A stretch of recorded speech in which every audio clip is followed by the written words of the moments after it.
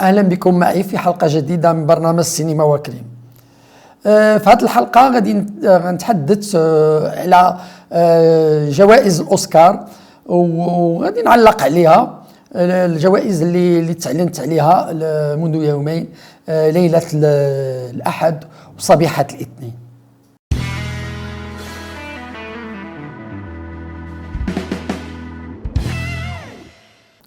جاءت جوائز الأوسكار لهذا العام يعني منطقية يعني ومستحقة في أغلبها، يعني مع بعض الاستثناءات، عكس السنوات الماضية. يعني لمدة طويلة كنا نشاهد أن أفلاما ترشح وتفوز أيضا ولا تستحق يعني بهذا المعنى، وهناك أفلام أفضل إما لم ترشح في الأصل أو حتى إن رشحت لعديد من الأوسكارات لا تنالها.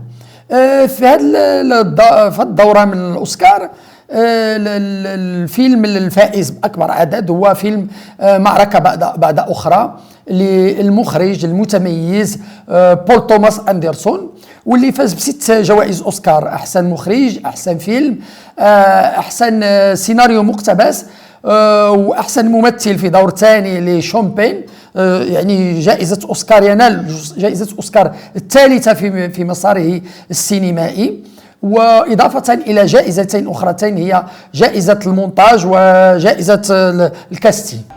Rise and shine. Pat an eyelash. Good morning. There are no hands on the clock Why? because they're not needed. This is Bob Ferguson. I was a part of the French 75.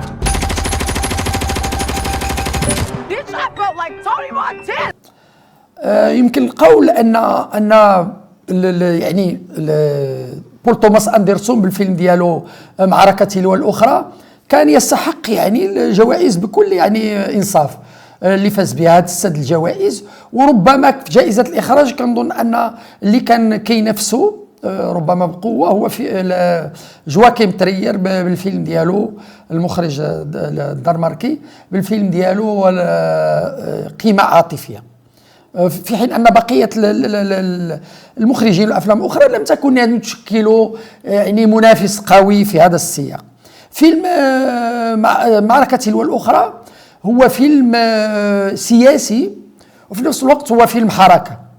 استطاع بول توماس أندرسون أخيرا أنه ينال يعني جائزة أحسن مخرج وجائزة أحسن فيلم، وهاد الجوائز اللي تحرم منها مدة طويلة. نقدر نقول عنده أفلام أفضل من فيلم معركة وأخرى، رغم أن الفيلم هو فيلم جيد، لكن هو بول توماس أندرسون في مساره أنجز أفلام أفضل. يعني إذا تحدثنا عن يجب أن تكون هناك دماء، ويل بي بلود مثلا، فيلم يعني تحفة سينمائية. الأفلام ديال بول توماس أندرسون اللي سبق لها يعني ترشحت جوائز الأوسكار وما كانش يعني حتى ولا فازت كانت كتفوز بجوائز ثانويه. يعني فاز مثلا، ماشي ضروري تكون ثانويه، لكن مثلا جائزه التصوير في يجب ان تكون هناك دماء، ودانيال دان لويس فاز باحسن ممثل عن نفس الفيلم، الأوسكار أحسن ممثل. لكن هناك أفلام أخرى ترشح الأوسكارات ولم ينال عنها بول توماس أندرسون. يعني مثلا بوغي نايت سنة 1998 ترشح لأحسن سيناريو أصلي، منغوليا أيضا لأحسن سيناريو أصلي، يجب أن تكون دماء أحسن فيلم، أحسن مخرج وأحسن سيناريو مقتبس، إنرهين فيس سنة 2015 أحسن سيناريو مقتبس، فانتوم تريد أحسن مخرج ولم ينالها. أيضا سنة 2022 لكوريس بيتزا واللي ترشح أحسن مخرج وأحسن سيناريو. لكن تأخر يعني مخرج جديد متميز كبول توماس أندرسون، يعني من أهم المخرجين على قيد الحياة يعني في العالم، أنه تأخر يعني التقدير ديالو بجوائز الأوسكار حتى هذه السنة وقع الاعتراف به يعني من أكاديمية الأوسكار ونال هذه الجوائز. Joe just attacked my home. And I cannot remember, for the life of my only child, the answer to your question. Maybe you should have studied the rebellion text a little harder. I need to find my daughter. Well, then call us back when you have the time. You just تدور أحداث معركة تلو الأخرى حول مجموعة يعني من معارضة يسارية تقوم بتفجيرات يعني ضد مؤسسات تابعة للدولة الأمريكية، خصوصا مؤسسات عسكرية. وتطور الأحداث يعني في النصف الأول من الحدث نشاهد فترة تاريخية، ثم ننتقل إلى فترة أخرى بعد أن يعني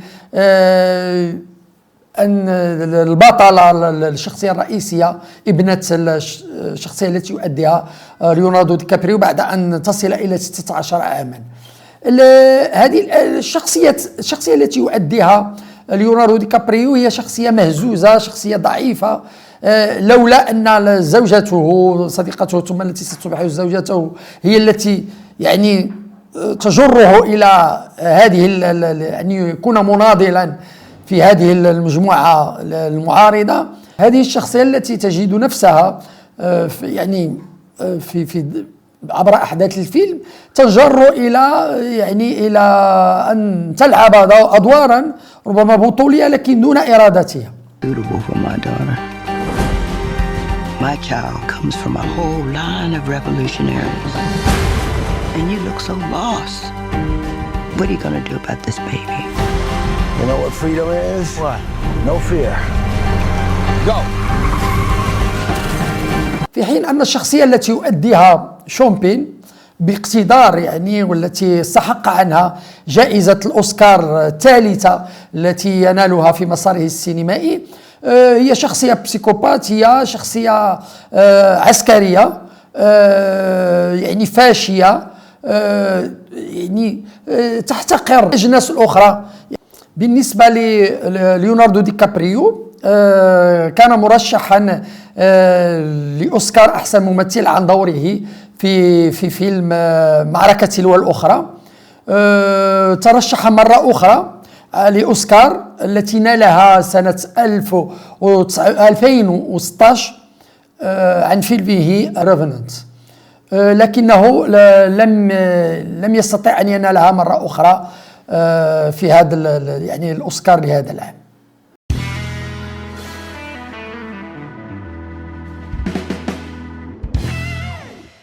كان فيلم سينرز للمخرج راين كوغلر المنافس القوي لفيلم بول توماس أندرسون معركة تلو الأخرى، بحيث ترشح ل 16 أوسكار، وهو رقم قياسي حطمه هذا الفيلم بعد أن كان في حوزة 3 أفلام. يعني كان تيتانيك سنة 1997 وكل شيء عن إيف سنة 1951 ولا لا لاند سنة 2016. هذه الأفلام الثلاثة كانت قد وصلت إلى 14 يعني ترشيحا في الأوسكار، لكن سينرز لم يستطع الصمود رغم أنه نال هذه الترشيحات وخرج ب4 أوسكارات فقط، أهمها أوسكار أحسن سيناريو أصلي وجائزة أحسن ممثل.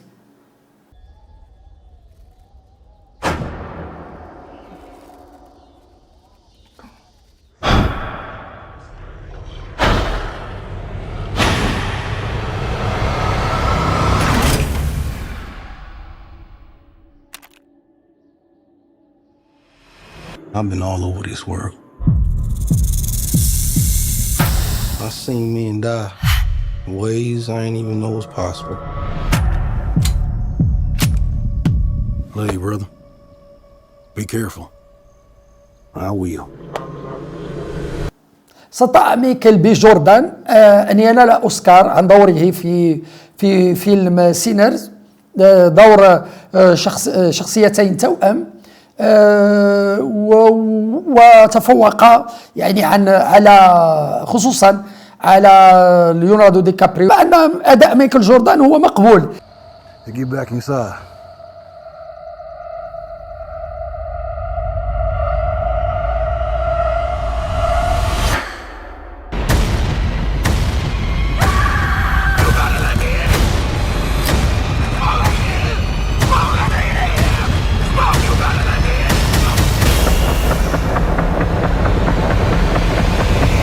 المخرج رايان كيغلر يعني خلط في فيلمه سينرز انواع سينمائيه متعدده، خصوصا نوعيه السينما الافلام الموسيقيه الغنائيه وافلام الرعب، اضافه الى نوع من الافلام يمكن القول فيلم ذو بعد تاريخي، لان الفيلم سينرز يدور في فترة تاريخية، يعني ربما الخمسينات من القرن الماضي أو الأربعينات، حيث كانت تسود العنصرية في أمريكا، والفيلم يدور حول هذا الموضوع بالذات.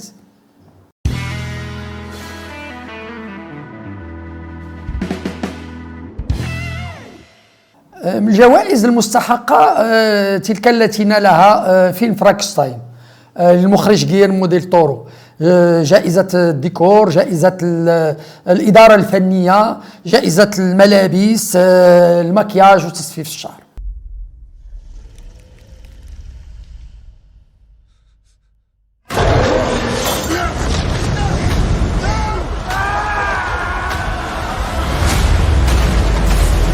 You, the great Victor Frankenstein, you made a mistake. Someone.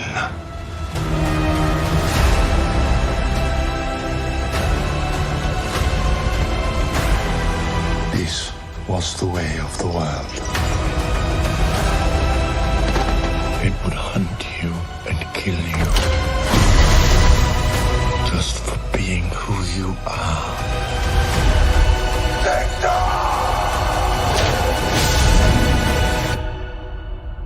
I've not yet finished.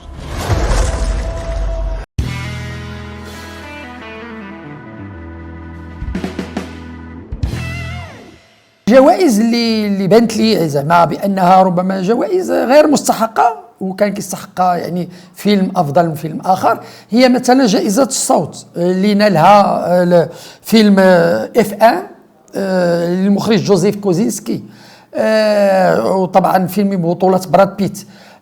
هذا جائزة الصوت اللي كان من وجهة نظري كيستحقها فيلم سيرات لأوليفر المخرج الإسباني أوليفر لاكس، الفيلم الذي صور في المغرب في الصحراء المغربية، والفيلم الذي يلعب فيه الصوت دورا رئيسيا، يعني كدور درامي، يعني لا يمكننا تخيل فيلم سيرات بدون يعني تصور الصوت كمكون أساسي من مكونات الدرامية للفيلم، في حين أن إذا قارنا يعني الصوت في فيلم F1 يبدو أنه عادي، يعني كمكون مكمل للمكونات الأخرى في الفيلم.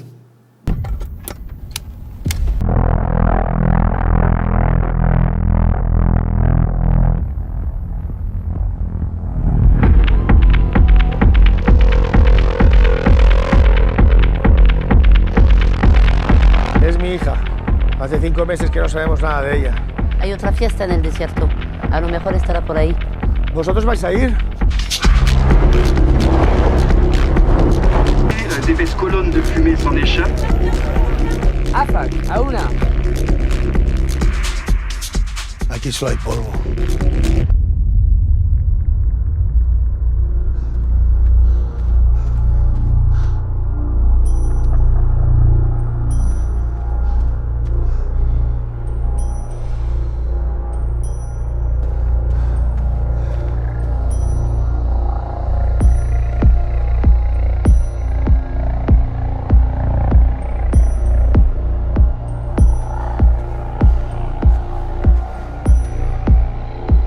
كآخر ملاحظة في هذه الحلقة بغيت نقول بأن جائزة أفضل فيلم دولي اللي حصل عليها فيلم قيمة عاطفية للمخرج جواكيم تريير كانت مستحقة، رغم أن كانت منافسة قوية من طرف فيلم محقق سري للمخرج البرازيلي كليبر مندوزا، وكلا الفيلمين كان يستحقان هذه الجائزة.